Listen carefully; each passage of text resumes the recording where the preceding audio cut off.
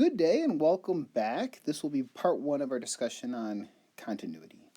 Throughout this semester, as we investigate Calculus 1, we will encounter two main topics, differentiation and integration. And it turns out for both of these topics, there are certain hypotheses that need to be satisfied on the functions we are dealing with. And one of those kind of key hypotheses is continuity. So before getting on to our kind of key topics of interest in a calculus course, we need to lay some of that groundwork and come up with an understanding of what it means for a function to be continuous. And before even jumping into this, let me just ask you to think for a moment. If we were to tell you that something was continuous, maybe it was a continuous process, how would you describe that? And typically when I ask a class of students this question, the answer I'll get back is that it's something that goes on continuously in the sense that it's uninterrupted.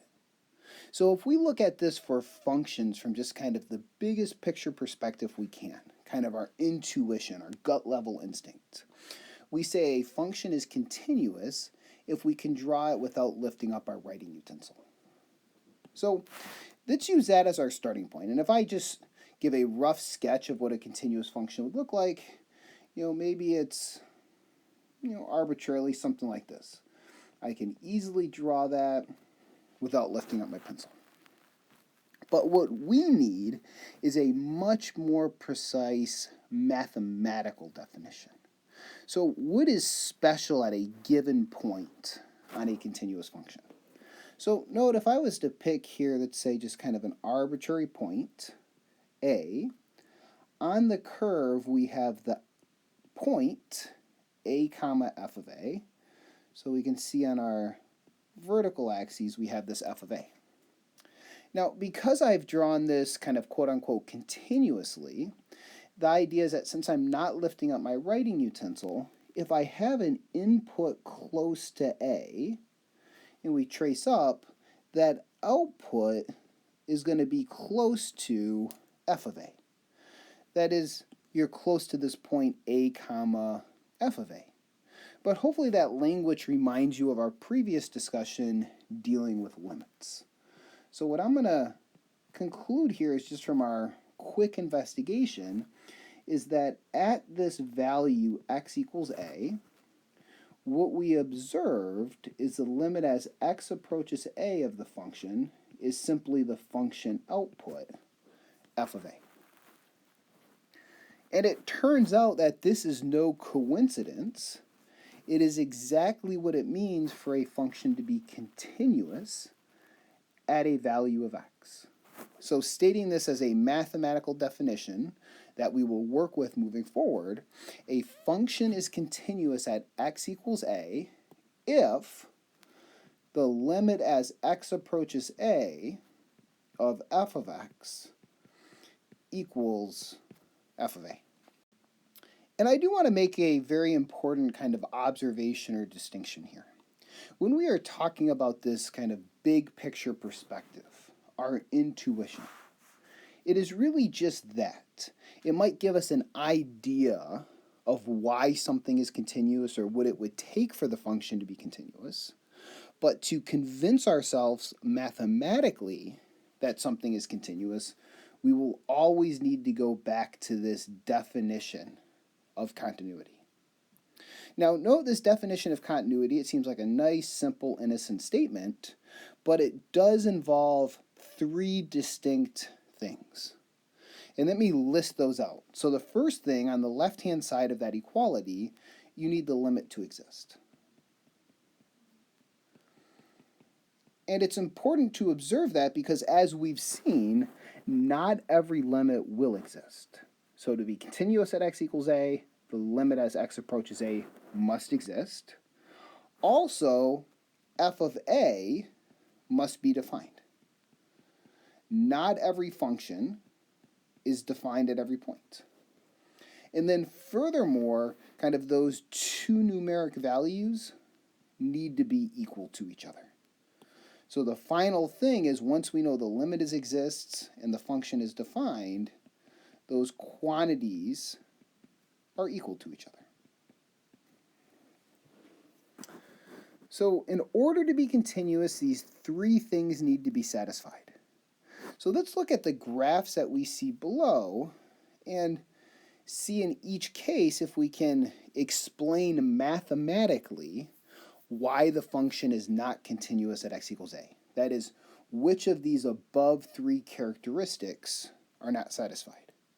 And what I would suggest that you do is pause the video, write down specifically what is wrong in each case, and then we'll come back together to discuss. Okay, so assuming you've paused the video and you've kind of specifically written down why each of these three functions fails to be continuous at x equals a, let's go through them one at a time. So in this leftmost graph, we see the limit might exist as we approach a, but note because of this open circle, the function is not defined, so it cannot be continuous at a. So f of a is not defined. And because it is not defined, the function is not continuous. So in each of these three graphs, we have an example where f is not continuous at x equals a. And then we are just specifying the reason why it fails to be continuous. In the middle graph, we can see we don't have to worry about the function being defined. It is very clearly defined at a by that closed dot. But the problem we hopefully note is that if you look at approaching a from the left, you get a limit, let's call it L1. If you think of approaching a from the right, you get a different limit, L2. So in this case, the issue is that the limit as x approaches a of the function does not exist. And note, we should be able to give kind of a reason as to why this limit does not exist. The limit does not exist because the limit from the left is not equal to the limit from the right. So the function is not continuous at a. And then finally, in our third graph that we see, we have our function defined at a. For an input close to a, we can see the output seems to be close to L. So in this case, the issue is that the limit exists, it's the number L, but the number L is not equal to the function value at a.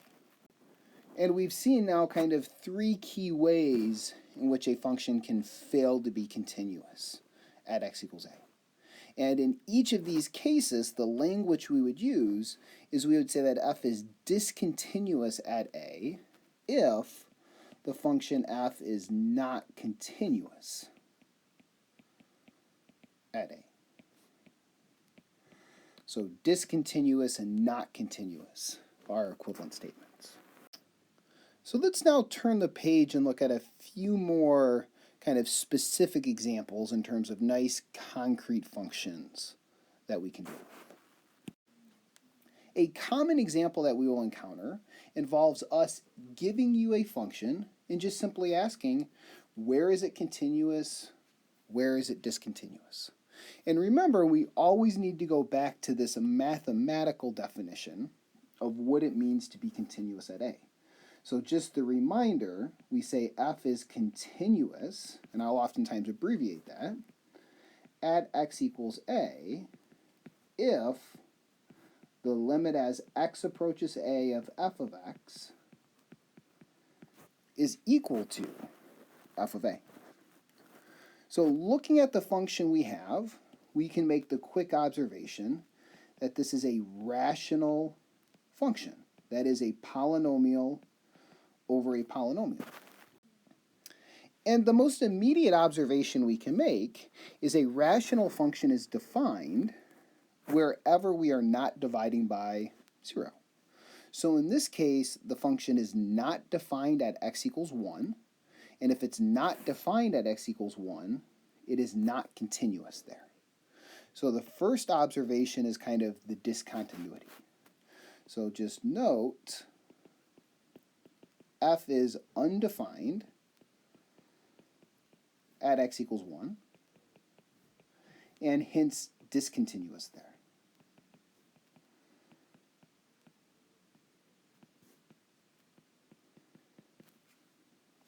Furthermore, if we stay away from that spot x equals 1 where the function f is undefined, we can evaluate the limit using the substitution property.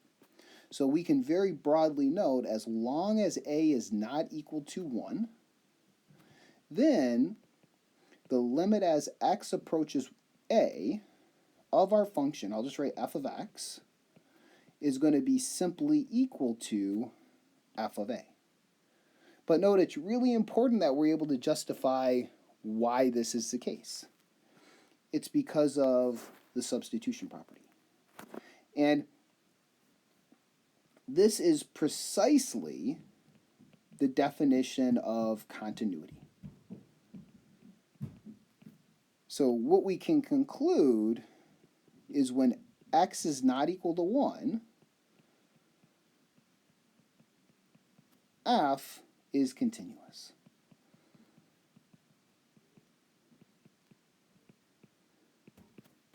And something I really want to emphasize is we are asked to determine where this function is continuous and discontinuous. And our answer to each of these really involves two distinct things. We're telling you precisely where it is discontinuous, and there is a rationale or a reason involved. Similarly, we're telling you where it is continuous, and it is a fully justified reason as to why that is the case. So make sure when you're working on homework assignments, practice problems, when we get to exams, you always need to fully explain. It's never as simple as just saying discontinuous at x equals 1 and continuous everywhere else. The why or the reason needs to be there. Otherwise, some points will be deducted, and I will simply ask you why, in terms of why is it continuous, why is it discontinuous. Fully explain your work. So let's finish up this video by looking at one additional example. Another common question we'll encounter is, for a given function, use the definition of continuity to show that it is continuous at some specified value or at some specified point. So in this case, what we need to do is we need to show that the limit as x approaches 4 of the function f of x is equal to f of 4. And that really requires us to do two key computations and then hopefully just observe that we get back the same value. So we need to first of all determine what is the number f of 4. And the order is irrelevant, that's just maybe the easier computation. And then secondly, we need to determine what is the value of this limit. So the first thing I'm going to observe is just simply the function value. F of 4 is 4 squared plus the square root of 4 minus 3, which is 16 plus the square root of 1, which is 17. Secondly, I need to know what is the limit as x approaches 4 of this function. And this requires us to use our limit laws. And because this is not a polynomial or a rational function, we need to really kind of go through this, step by step. But I am certainly okay maybe combining a few limit laws to get going. For example, we can make this the limit of the first function plus the limit of the second. And we've also seen that the limit of the square root, the limit can immediately be pushed inside of it. So it is very reasonable to jump to the limit as x approaches 4 of x squared plus the square root of the limit as x approaches 4 of x minus 3. And now both of those remaining limits are of polynomials. So the substitution property tells us we can simply substitute in x equals 4. So we would end up with 4 squared plus the square root of 4 minus 3, which is 17. Therefore, we can now conclude that the limit as x approaches 4 of the function is equal to f of 4, and f is continuous at x equals 4.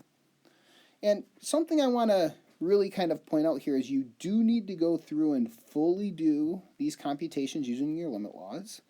And once you've done these computations, kind of a common error is to just stop.